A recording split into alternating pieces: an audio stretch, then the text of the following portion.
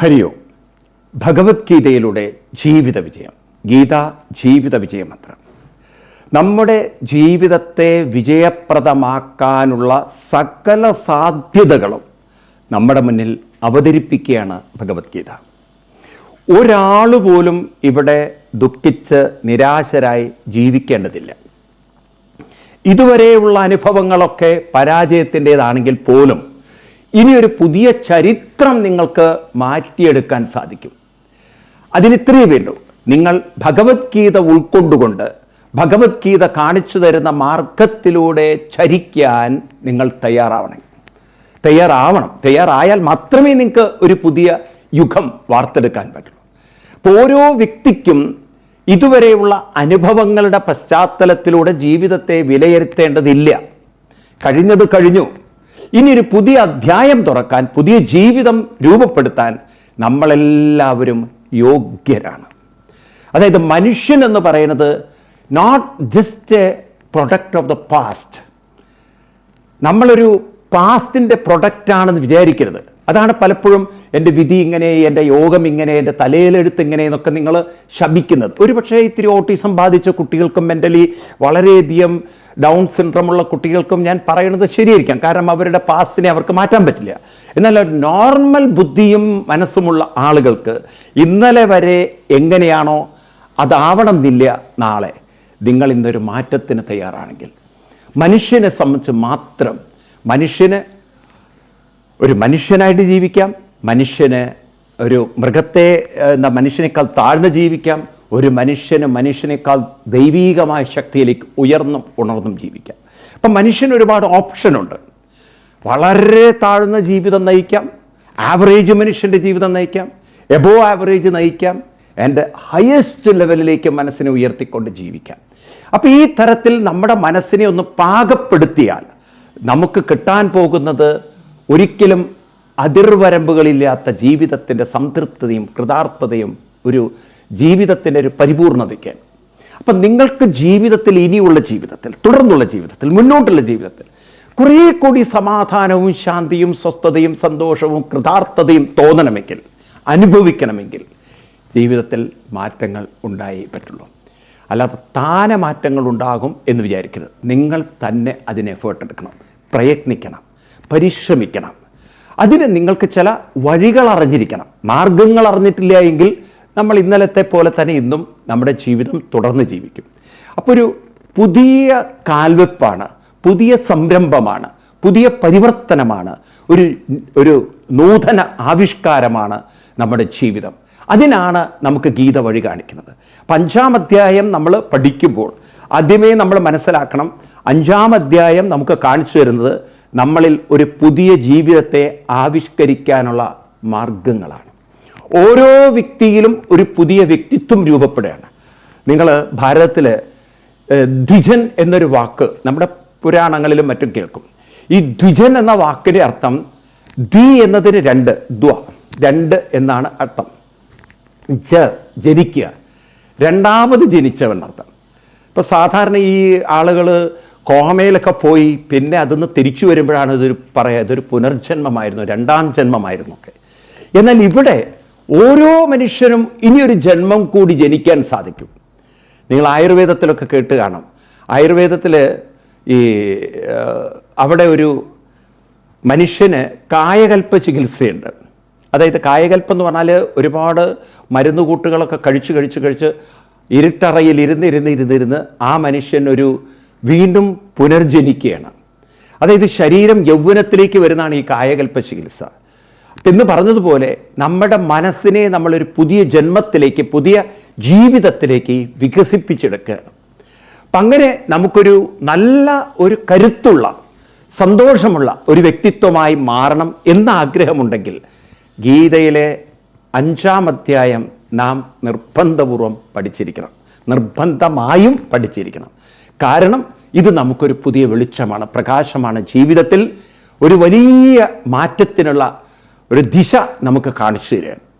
അപ്പോൾ ഇവിടെ അർജുനൻ കൃഷ്ണനോട് ചോദിക്കുന്നുണ്ട്. നമ്മൾ 2 ശ്ലോകങ്ങൾ കണ്ടുവെങ്കിലും ഓർമ്മിപ്പിക്കുകയാണ് നിങ്ങളെ, സന്യാസത്തെക്കുറിച്ച്, കർമ്മയോഗത്തെക്കുറിച്ച്. ഇപ്പം സാധാരണ മനുഷ്യൻ്റെ മനസ്സിൽ സന്യാസവും കർമ്മയോഗം എന്നൊക്കെ പറഞ്ഞു കഴിഞ്ഞാൽ, കർമ്മം എന്നൊക്കെ പറഞ്ഞാൽ, സന്യാസി എന്ന് പറഞ്ഞാൽ എല്ലാ ഗൃഹജീവിതത്തെയും വിട്ടിട്ട് എല്ലാ എന്താ പറയുക ഉത്തരവാദിത്തങ്ങളും വിട്ടിട്ട് ഒരാശ്രമത്തിൽ അങ്ങനെ കണ്ണടച്ചിരിക്കുന്ന ഒരു സാധാരണ സന്യാസിയുടെ ചിത്രം നമ്മുടെയൊക്കെ മനസ്സിലുണ്ട്. ഇനി വേറൊരാളാണെങ്കിൽ തൻ്റെ ഗൃഹസ്ഥ ജീവിതം നയിക്കുന്നു, അല്ലെങ്കിൽ തൻ്റെ ലൗകിക ജീവിതത്തിൽ അങ്ങനെയൊക്കെ പ്രവൃത്തികളൊക്കെ ചെയ്ത് ഉദ്യോഗമൊക്കെ ചെയ്ത് അങ്ങനെ ജീവിക്കുന്നു, കർമ്മങ്ങളൊക്കെ തൻ്റെ ഉത്തരവാദിത്വങ്ങളൊക്കെ ചെയ്ത് ജീവിക്കുന്നു. അപ്പം ഇവിടെ അർജുനനോട് കൃഷ്ണൻ നേരത്തെ ഈ രണ്ട് കാര്യത്തെ ഒന്ന് സൂചിപ്പിച്ചിരുന്നു 4-ാം അധ്യായം വരെയുള്ള ചർച്ചയിൽ. അവിടെ ഈ സന്യാസത്തെക്കുറിച്ചും അതുപോലെ തന്നെ കർമ്മയോഗത്തെക്കുറിച്ചും ഭഗവാൻ പറഞ്ഞു കൊടുത്തിരുന്നെങ്കിലും അതൊന്നുകൂടി വ്യക്തമാവണം, നമുക്കെല്ലാവർക്കും വ്യക്തമാകേണ്ടതുണ്ട് എന്ന ഉദ്ദേശത്തോടുകൂടി അർജുനൻ ഒന്നുകൂടി കൃഷ്ണനോട് ചോദിക്കുകയാണ്, കൃഷ്ണ, ശരിക്കും ഒരാൾ അയാൾക്ക് ജീവിതത്തോട് വിരസത തോന്നിയാൽ, മടുപ്പ് തോന്നിയാൽ അയാൾ സന്യസിക്കാൻ പോകുന്നതിൽ തെറ്റുണ്ടോ? അയാൾ വീണ്ടും അയാൾക്ക് ഇഷ്ടമില്ലാത്ത ഒരു കർമ്മമേഖലയിൽ തന്നെ നിൽക്കണോ? അപ്പം ഈ ചോദ്യത്തിൻ്റെ ഉദ്ദേശം നമുക്ക് മനസ്സിലാവും. അർജുനനെ സംബന്ധിച്ച് ഈ യുദ്ധം ചെയ്യുന്നതിൽ വലിയൊരു മനസ്സില്ല. കാരണം അർജുനൻ ധരിച്ചു വെച്ചിരിക്കുന്നത് ഭീഷ്മരെയും ദ്രോണരെയും കൊന്ന് ഈ മഹാഭാവം ഏറ്റെടുത്തുകൊണ്ട് എന്തിന് ഞാൻ എല്ലാവരാലും വെറുക്കപ്പെട്ട് ശപിക്കപ്പെട്ട്, അതും സ്വന്തം വീട്ടിൽ തന്നെ എന്താ എല്ലാവരും പറയുമോ ഗുരുവിനെ കൊന്ന മഹാദ്രോഹി, പിതാമഹനെ കൊന്നവൻ, ആ കുറ്റബോധത്തിൽ നിന്ന് ആർക്ക് പുറത്തു കിടക്കാൻ പറ്റും? ഈ കുറ്റബോധം മനസ്സിൽ പേറി അങ്ങനെ ഉള്ളിൽ ഇങ്ങനെ പുഴുക്കത്തോടുകൂടി വെറുതെ ജീവിച്ച് തീർക്കണേക്കാളും നല്ലതല്ലേ ഈ ഏടാകൂടത്തിലൊന്നും പോയി തലയിടാതെ സ്വസ്ഥമായിട്ട് എവിടെയെങ്കിലും പോയി ഇരുന്ന് അവിടെ ഇരുന്ന് ജപിക്കുകയെ ഭജിക്കുകയെ ഇനി ഉറക്കം തൂങ്ങേ, ഡസൻ മാറ്റർ, എന്തായാലും കുഴപ്പമില്ല, ഈ ദുരിതം അനുഭവിക്കണ്ടല്ലോ. അപ്പം അർജുനൻ ചോദിക്കുന്നത്, അങ്ങനെ ജീവിതത്തിൽ ഒരു വിരസത വന്നാൽ, മടുപ്പ് വന്നാൽ സന്യാസത്തിലേക്ക് പോകുന്നതിൽ തെറ്റുണ്ടോ കൃഷ്ണ എന്ന് നമുക്കൊക്കെ വേണ്ടി ചോദിക്കുകയാണ്. അതായത് ഈ ചോദ്യം നമ്മൾ മനസ്സിലാക്കേണ്ടത്, പലപ്പോഴും നമ്മളുടെ മനസ്സിന് ചില സാഹചര്യങ്ങളെ, ചുറ്റുപാടുകളെ ഉൾക്കൊള്ളാൻ അല്ലെങ്കിൽ അതിനോട് പൊരുത്തപ്പെടാൻ സാധിക്കാതെ വരും. അപ്പോൾ അങ്ങനെ പൊരുത്തപ്പെടാൻ പറ്റാതെ വന്നു കഴിഞ്ഞാൽ നമ്മളിങ്ങനെ കടിച്ചു പിടിച്ച് നിൽക്കുന്നതിനേക്കാൾ നല്ലത് ഇതൊക്കെ മാറി നിൽക്കുകയല്ലേ, ഇതൊക്കെ ഒന്ന് വിട്ടു നിൽക്കുകയല്ലേ നല്ലത്. പലപ്പോഴും കുടുംബജീവിതത്തിലൊക്കെ വലിയൊരു മിസ്അണ്ടർസ്റ്റാൻഡിങ് എത്തിക്കഴിഞ്ഞ് കഴിഞ്ഞാൽ പിന്നെ അത് മുന്നോട്ട് കൊണ്ടുപോകാൻ വളരെ പ്രയാസമാണെങ്കിൽ അതൊക്കെ വേർപ്പെടുകയല്ലേ നല്ലത് എന്നൊരു ചോദ്യം അർജുനൻ ഇവിടെ ചോദിക്കുകയാണ് കൃഷ്ണനോട്, അർജുനൻ്റെ തലത്തിൽ നിന്ന്. അപ്പം നമ്മളിതിനെ മനസ്സിലാക്കേണ്ടത് എന്താണ്? നമുക്കും ഇതുപോലുള്ള സാഹചര്യങ്ങൾ വരും. നമ്മളൊരു പക്ഷേ സന്യാസത്തിലേക്ക് പോവില്ലായിരിക്കാം, നമ്മളും ജീവിതത്തിൽ പല ജോലികൾ നമുക്കൊരു ബുദ്ധിമുട്ടുണ്ടാക്കുന്നു, അല്ലെങ്കിൽ സാഹചര്യങ്ങൾ നമുക്കൊരു ബുദ്ധിമുട്ടുണ്ടാക്കുന്നെങ്കിൽ നമ്മൾ ചിന്തിക്കും, എന്തിന് വെറുതെ എടാകൂടത്തിലൊക്കെ പോയി തലയിടണം, അതൊന്നൊക്കെ മാറി വേറെ വല്ലതിലും പോവാം. ചില ആളുകൾ അവരുടെ ജോലി സ്ഥലത്തുണ്ടാകുന്ന പ്രഷർ കൊണ്ട് അങ്ങനെ ടെൻഷനും സ്ട്രെസ്സും എടുത്ത് ജീവിക്കാൻ താല്പര്യമില്ലാത്തത് കൊണ്ട് അതൊക്കെ വിട്ട് വളണ്ടറി റിട്ടയർമെൻ്റ് എടുത്ത് വീട്ടിലിരിക്കുന്നവരുണ്ട്, അല്ലെങ്കിൽ പിന്നെ റിസൈൻ ചെയ്ത് വീട്ടിൽ വരുന്നവരുണ്ട്. ഇങ്ങനെ പലരെയും നിങ്ങൾക്ക് കാണാം. ഇന്ന് അർജുനൻ പറഞ്ഞ ആ സ്റ്റേറ്റ് ഓഫ് മൈൻഡിലുള്ള കുറേ ആളുകൾ നമ്മുടെ സമൂഹത്തിലുണ്ട്. അപ്പം അങ്ങനെയുള്ള ആളുകൾക്ക് വേണ്ടി നമുക്കും നാളെ ഇക്കാര്യത്തിലൊരു വ്യക്തത ഉണ്ടാവണം. അർജുനൻ ഒരു ചോദ്യം കൃഷ്ണനോട് ചോദിച്ചിരിക്കുകയാണ്, കൃഷ്ണ, ഇതിലേതാണോ ഉചിതം? അത് നമ്മുടെ തലത്തിൽ ഒന്നുകൂടി പറഞ്ഞു കഴിഞ്ഞാൽ, whenever we find difficult to get along with someone or something, some job, can I quit the job? Can I quit everything and move out? എനിക്കിതൊന്നൊക്കെ വിട്ടിട്ട് പോകാൻ പറ്റുമോ? എന്താണ് ഞാൻ ചെയ്യേണ്ടത്? ഇതൊക്കെ വിട്ടുകൊണ്ട് എവിടെയെങ്കിലും സ്വസ്ഥമായി സ്വൈരമായി പോയി ഇരിക്കലാണോ ശരി?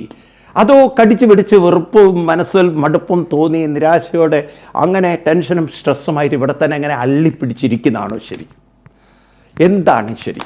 കാരണം എല്ലാവരും അനുഭവിക്കുന്ന പ്രശ്നമാണത്. എല്ലാവരുടെ മനസ്സിലും ഈ പ്രശ്നം ഉണ്ടായേ പറ്റുള്ളൂ. അപ്പം അതുകൊണ്ട് ഈ കാര്യത്തിലൊരു വ്യക്തത നിങ്ങൾ നോക്കൂ. 5000 വർഷങ്ങൾക്ക് മുമ്പ് കൃഷ്ണനും അർജുനനും ഡിസ്കസ് ചെയ്യുന്ന ഈ പോയിന്റുകളാണ്.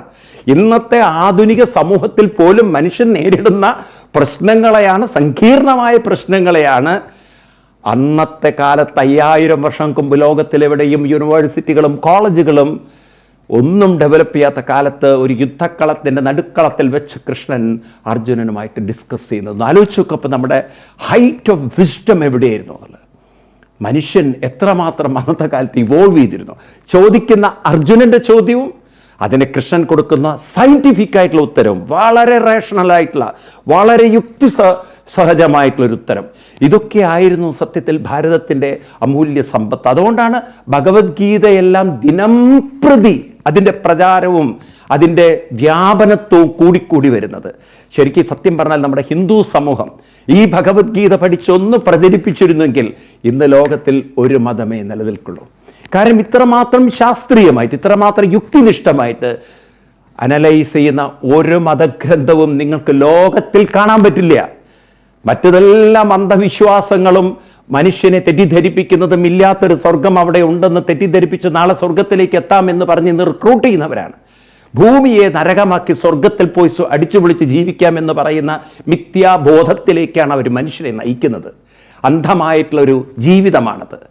അങ്ങനെ അന്ധവിശ്വാസങ്ങളല്ല ഭാരതീയരുടേത്. ആകാശത്തിനപ്പുറത്തൊരു സ്വർഗമുണ്ടെന്ന് ഒരു തരത്തിലും ഒരാൾക്കും തെളിയിക്കാൻ പോലും സാധിക്കാത്തത് ഹിന്ദുമതം അംഗീകരിക്കുന്നില്ല, വിശ്വസിക്കുന്നില്ല. ഇവിടെ ജീവിച്ചിരിക്കുമ്പോൾ എങ്ങനെ ജീവിതം സ്വർഗീയമാക്കി മാറ്റാം, അതിന് നമുക്ക് എന്താണ് ചെയ്യേണ്ടത് എന്നതാണ് കൃഷ്ണൻ അർജുനനോട് ഡിസ്കസ് ചെയ്യുന്നത്. അതല്ലേ നമുക്ക് വേണ്ടതും. ജീവിച്ചിരിക്കുന്നിടത്തോളം കാലം നമ്മൾ പറയില്ലേ, എങ്ങനെങ്കിലൊക്കെ സന്തോഷവും സുഖവും ശാന്തി സമാധാനവും ഐശ്വര്യമായിട്ടിരിക്കണമെന്ന്. അതാണ് മനുഷ്യന് വേണ്ടതെങ്കിൽ ഭഗവത്ഗീത നമുക്ക് ആവശ്യമാണ്, അത്യാവശ്യമാണ്. ഒട്ടും ഇക്കാര്യത്തിലൊരു ഉപേക്ഷ പാടില്ല. അല്ലെങ്കിൽ ഇത് അത്രയും നമ്മുടെ ജീവിതത്തിൽ ഒഴിച്ചുകൂടാൻ പറ്റാത്തതാണ്. നമുക്കിതൊന്ന് പഠിക്കേണ്ടതുണ്ട്, നമുക്കിതൊന്നും പ്രചരിപ്പിക്കേണ്ടതുണ്ട്. എങ്കിലേ മാനവരാശി രക്ഷപ്പെടുകയുള്ളൂ. ഇന്ന് നോക്കും, മതത്തിൻ്റെ പേരിലുള്ള വിദ്വേഷം, മതത്തിൻ്റെ പേരിൽ എന്ത് ഉടുക്കണം എന്നതിൻ്റെ പേരിലുള്ള കലാപങ്ങൾ, അതുപോലെ എന്ത് കഴിക്കണം, എങ്ങനെ കഴിക്കണം എന്നതിനെക്കുറിച്ചുള്ള തുപ്പണോ തുപ്പാതിരിക്കണോ അതിനെക്കുറിച്ചൊക്കെയുള്ള അനാവശ്യ വിവാദങ്ങൾ. എന്തൊരു ക്രൂര ലോകത്തിലാണ് മനുഷ്യൻ ജീവിക്കുന്നത് നോക്കുക. അതിനെ സപ്പോർട്ട് ചെയ്യാൻ കുറേ രാഷ്ട്രീയ പാർട്ടികളും. എന്നിട്ട് ഈ സമൂഹത്തിൽ എന്താ ഇവരുണ്ടാക്കുന്നത്? ഐക്യമാണോ അനൈക്യമാണോ? ഇവരെന്താ നേടിയെടുക്കുന്നത്? എന്നിട്ട് ഇവരൊക്കെ പറയുന്ന വാക്കുകളോ സോഷ്യലിസം. കേട്ടാൽ വലിയ വലിയ അത്ഭുതമാണ്. സോഷ്യലിസം എന്നൊക്കെ വാക്കിൻ്റെ അർത്ഥം എന്താണ്? എല്ലാവരെയും സോഷ്യലൈസ് ചെയ്യുക. പക്ഷേ ഇവരെന്താ ചെയ്യുന്നത്? ഡിവിഷൻ ചെയ്യല്ലേ മതത്തിൻ്റെ പേരിൽ. എന്നിട്ട് ഇവരാണ് മതത്തിൻ്റെ വലിയ സംരക്ഷകരായിട്ട് വേഷം കെട്ടി വരുന്നത്. ഇതൊക്കെ ഇന്നല്ലെങ്കിൽ നാളെ സമൂഹം തിരിച്ചറിയും, യാതൊരു സംശയവും വേണ്ട. ഈ തരത്തിലുള്ള ക്രൂരമായ രാഷ്ട്രീയ സംസ്കൃതിയൊക്കെ കുറേ കഴിഞ്ഞാൽ പോകും. പക്ഷെ ഗീത ഒരിക്കലും വിട്ടുപോകില്ല. കാരണം നിങ്ങൾ നോക്കുക, എത്ര നൂറ്റാണ്ടുകൾ, 5000 വർഷങ്ങൾക്ക് മുമ്പ് ഈ ഭാരത മണ്ണിൽ ജനിച്ച ഈ ഭഗവത്ഗീത 2022 നമ്മൾ ഡിസ്കസ് ചെയ്യുന്നു. അതിൻ്റെ പോസിബിലിറ്റി, അതിൻ്റെ ആവശ്യകത ഒക്കെ നമ്മൾ ഡിസ്കസ് ചെയ്യണം. ഇത് ഞാൻ മാത്രമല്ല, എത്രയോ ആചാര്യന്മാർ, അനവധി ആചാര്യന്മാർ, even world renounced world non ഒക്കെ നമ്മൾ പറയില്ലേ, അത്രയും വലിയ മാനേജ്മെൻറ്റ് എക്സ്പേർട്ടുകൾ, ഇവരൊക്കെ ഇത് ഇന്ന് ഡിസ്കസ് ചെയ്തുകൊണ്ടിരിക്കുകയാണ്. അപ്പം അതുകൊണ്ട് ഭാരതത്തിൻ്റെ ഈ അമൂല്യ സമ്പത്ത് നമുക്ക് തരുന്ന ഈ വിജ്ഞാന ശക്തി നമ്മുടെ എല്ലാം ജീവിതത്തിൽ വലിയ മാറ്റങ്ങളുണ്ടാക്കും. നമുക്ക് വിഷയത്തിലേക്ക് കിടക്കാം. അപ്പോൾ അർജുനൻ്റെ ചോദ്യം എന്താണ്? ഒരു ആൾക്ക് ജീവിതത്തിൽ വിരസതയും മടുപ്പും ഒക്കെ തോന്നിക്കഴിഞ്ഞാൽ ആ മേഖലയിൽ നിന്ന് അയാൾ വിട്ടുനിന്ന്, അങ്ങനെ അയാൾ സന്യാസത്തിലേക്ക് എവിടെ വെച്ചാൽ പോയിക്കോട്ടെ, അയാൾ വീട്ടിലോ ചുമ്മാതിരുന്നാലും കുഴപ്പമില്ല, പക്ഷേ അയാൾ ജോലി ചെയ്യാൻ അയാൾക്ക് താല്പര്യമില്ല. അപ്പോൾ അയാൾ അവിടെ അള്ളിപ്പിടിച്ച് ഇങ്ങനെ കുത്തിയിരിക്കുകയാണോ വേണ്ടത്? മനസ്സോട് കൂടിയിട്ട്, അതോ അതിൽ നിന്ന് വിട്ടു നിൽക്കുന്നതാണോ ശരി? ഏതാണ് ശരി? കാരണം നമുക്കൊക്കെ ഉണ്ടാകുന്ന ഒരു പ്രശ്നമാണ് ഇവിടെ ഡിസ്കസ് ചെയ്യുന്നത്. അപ്പോൾ കൃഷ്ണൻ അതിന് ഉത്തരം പറയുന്നു. 2ാമത്തെ ശ്ലോകം നമ്മൾ ഡിസ്കസ് ചെയ്താണ്. എങ്കിലും നമുക്ക് ആ ശ്ലോകങ്ങളൊക്കെ ഒന്ന് ചൊല്ലിയിട്ട് ആ ഒരു ഉത്തരത്തിലേക്ക് കടക്കാം. അർജുനൻ്റെ ചോദ്യം: അർജുന ഉവാച സന്യാസം കർമ്മണാം കൃഷ്ണ പുനർയോഗം ച ശംസസേ യശ്രേയേതയോരേകം തന്മേ ബ്രൂഹി സുനിശ്ചിതം. ശ്രീഭഗവാനുവാച സന്യാസ കർമ്മയോഗശ്ച നിശ്രേയസകരോ ഉഭോ തയോസ്തു കർമ്മ സന്യാസാത് കർമ്മയോഗോ വിശിഷ്യതേ. അർജുന, നിന്റെ ചോദ്യമൊക്കെ ഗംഭീരം. പക്ഷേ ഒരു കാര്യം നീ മനസ്സിലാക്കണം. നീ ഇതെല്ലാം വിട്ടെറിഞ്ഞ് പോകുന്നു എന്ന് പറയണു. നിനക്ക് എവിടെയോ മാനസികമായിട്ട് നിന്റെ കർമ്മം അല്ലെങ്കിൽ നിന്റെ ഉത്തരവാദിത്വങ്ങൾ, നിന്നിൽ നിക്ഷിപ്തമായ ജോലി, അത് ചെയ്യുന്നതിൽ ചില പ്രശ്നങ്ങളുണ്ട്. അപ്പം നീ പറയണു ഇതൊക്കെ വിട്ടിട്ട് സ്വൈരമായിട്ട് ഞാൻ പോവുകയല്ലേ ശരി എന്നാണ് ചോദിക്കുന്നെങ്കിൽ, ഒരു കാര്യം നിന്നെ ഓർമ്മിപ്പിക്കാം. എല്ലാറ്റിൽ നിന്നും വിട്ടു നിൽക്കാൻ എളുപ്പം പറ്റും. പക്ഷേ അർജുന, ഒരു സാധനം നിനക്ക് വിട്ടുമാറാൻ പറ്റില്ല. അതെന്താണ്? നിൻ്റെ മാനസികാവസ്ഥ. മനസ്സിലായില്ല? അതായത് നിൻ്റെ മനസ്സിൽ എന്ത് കാര്യത്താലാണോ ഇതെന്നൊക്കെ വിടണം എന്നുള്ളൊരു തോന്നൽ തോന്നിയില്ലേ? അപ്പം നിന്നെ അലട്ടുന്ന ചില ചിന്തകളുണ്ടല്ലോ, നിൻ്റെ ഉള്ളിലുള്ള ചില മാനസിക സംഘർഷങ്ങളുണ്ട്, സങ്കീർണതകളുണ്ട്. ആ അസ്വസ്ഥതകളിൽ നിന്നും നിനക്ക് മാറാൻ പറ്റില്ല. Wherever you go your mind follows. ഒരു നിഴല് പോലെ മനസ്സ് നിന്നെ വേട്ടയാണ്. അപ്പോൾ ഒരു ചോദ്യം ഇതാണ്, നിനക്ക് ഒരു ഭാഗത്ത് ശരീരം സ്വസ്ഥമായിട്ടിരുന്നിട്ട് അസ്വസ്ഥമായി ചിന്തിച്ചുകൊണ്ട് നിൻ്റെ ജീവിതത്തെ കൂടുതൽ കൂടുതൽ കൂടുതൽ നിനക്ക് മുഷിപ്പും ബോറടിയും മട്ടുപ്പും നിരാശയും ഉള്ളതാക്കി തീർക്കണോ? കാരണം ഈ മനസ്സെന്ന് പറയുന്ന സാധനത്തെ നിങ്ങൾ അങ്ങനെ അങ്ങോട്ട് ലൈറ്റായിട്ട് എടുക്കരുത്. പല ആളുകളും റിട്ടയർമെൻറ്റിന് ശേഷമാണ് മാനസിക പിരിമുറുക്കത്താൽ മാനസികമായ സംഘർഷങ്ങൾ അനുഭവിച്ച് ശാരീരിക രോഗത്തിലേക്ക് വീഴുന്നത്. കാരണം അതുവരെ ആക്റ്റീവായിരിക്കുന്ന ആളുകൾ പെട്ടെന്ന് മെൻ്റലി ഇനാക്റ്റീവായി കഴിഞ്ഞാൽ മൈൻഡ് ഉണ്ടല്ലോ വെറുതെ ഇരിക്കില്ല. ഗീതയിൽ 3-ാം അധ്യായത്തിൽ കൃഷ്ണൻ ഓർമ്മിച്ചു, നഹിക്കശിക്ഷണമപി ജാതുതിഷ്ഠത്യ കർമ്മകൃത് കാര്യദേഹി അവശകർമ്മ സർവ പ്രകൃതി ജൈർഗുണൈ. ഹേ അർജുന, ഒരു നിമിഷ നേരത്തേക്ക് പോലും മനസ്സിന് വെറുതെ ഇരിക്കാൻ സാധ്യമല്ല. അപ്പം മനസ്സ് വെറുതെ അസ്വസ്ഥത സൃഷ്ടിച്ചുകൊണ്ടിരിക്കും. അപ്പം അതുകൊണ്ട് വെറുതെ പോയി ഒരു ഭാഗത്ത് ഞാൻ ഇരുന്നോട്ടെ എന്ന് ചോദിച്ചു കഴിഞ്ഞാൽ വെറുതെ ഇരിക്കാൻ മനസ്സ് സമ്മതിക്കില്ല. അപ്പം നിങ്ങൾ പറയേ എനിക്ക് അങ്ങനത്തെ പ്രശ്നമൊന്നുമില്ല, ഞാൻ എന്തെങ്കിലുമൊക്കെ ചെയ്തുകൊണ്ടിരിക്കാം. എന്ത് ചെയ്താലും നിങ്ങൾക്ക് എങ്ങനെയുള്ളൊരു മനസ്സായിരിക്കും ഉണ്ടാവുക എന്നതിനെക്കുറിച്ചൊരു അല്പം ഒരു ബോധമുണ്ടെങ്കിൽ നല്ലതാണ്.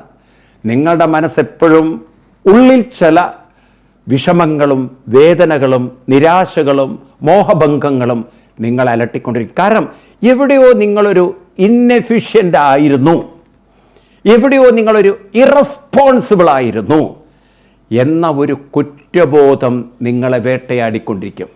മനസ്സ് നമ്മളെ വെറുതെ ഇരിക്കാൻ അനുവദിക്കുകയില്ല. നിങ്ങൾ ഏത് മതത്തിൽ നിങ്ങൾ സഞ്ചരിച്ചോളൂ, വിശ്വസിച്ചോളൂ, പക്ഷേ മനസ്സെന്ന് പറയുന്ന സാധനമുണ്ടല്ലോ, അത് നിങ്ങളെ വെറുതെ ഇരിക്കാൻ സമ്മതിക്കില്ല. നിങ്ങൾ നോക്കൂ, വലിയ മതവിശ്വാസികളായിട്ടുള്ള തീവ്രവാദികൾ, ഞങ്ങൾ ദൈവത്തിൻ്റെ സ്വന്തം ആളുകളെപ്പോലെയൊക്കെ ഇറങ്ങിത്തിരിച്ചവർ, അവസാനം അമേരിക്ക വേട്ടയാടുന്ന സമയത്ത് അവരെയൊക്കെ വേട്ടയാടുമ്പോൾ ഗുഹകളിലും അല്ലെങ്കിൽ വീടുകളിലും ഒളിച്ചിരുന്ന് തൻ്റെ സംരക്ഷണത്തിന് വേണ്ടി ആളുകളെ ചുറ്റും വെച്ചുകൊണ്ട് അങ്ങനെ ഇരുന്നവരാണ്. അതായത് അന്ധമായ ഒരു മതചിന്തകളാൽ അവരൊരു ഭാഗത്ത് ഞങ്ങൾക്ക് ഭയമില്ലെന്ന് പ്രഖ്യാപിക്കുമ്പോഴും ഉള്ളിൻ്റെ ഉള്ളിൽ വലിയ ഭയത്തിലാണ് അവരിരുന്നത്. കഴിഞ്ഞ ദിവസം ഒരാൾ എനിക്കൊരു വീഡിയോ അയച്ചു തന്നത് ഇതായിരുന്നു.